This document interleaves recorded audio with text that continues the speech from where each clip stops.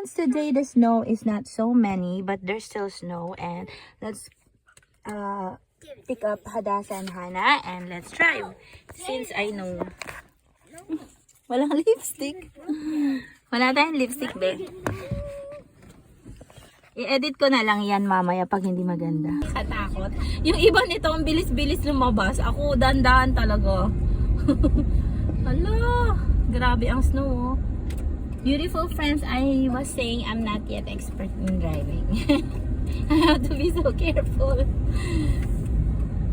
Ayan, there are kids, oh. You have to be very careful. 20 lang ang speed natin dito. Plus, may snow kaya. Alam mo na. Ay, nakalimutan kong lumiko na lang doon sa first street. Ang ganda nung legendary life of elderly couple in the mountains. I'm glad na may video sila na vlog na kasama na yung dalawang anak nila, babe. Kasi meron silang video na wala eh. Ang kakatakot naman. Bakit kailangan niya ganito naman?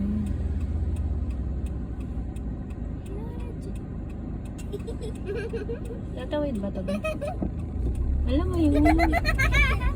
Alam mo kaya apat yung sticker ko, be. Dalawa sa front, 2 to front sides. And then at the back, 2 also. I'm just so glad that even if, kasi tinuruan ako ng papa nila mag-drive. Mahalaga pala may teacher ka talaga. Kasi kahit ilang hours lang, sa akin kasi 4 days. 2 hours each day. Kasi be, tignan mo yung kasalanan ko, hindi kagad ako minto. Sa atin sa Pinas, grabe, no? Dire-diretso sila. No?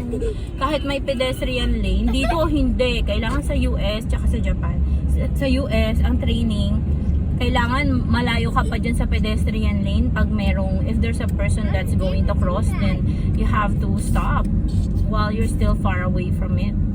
Because if you stop beside, especially if there are blind people, they're in danger.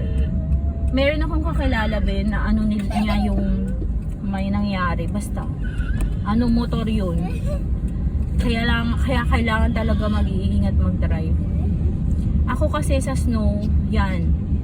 Kasi madulas to, di ba? Kapag ka sobrang sliding ng snow, sabi nga nila sa akin, wag daw akong magbe-brake ng malakas. Naghihintay talaga sila. Oo, gumaya din ako.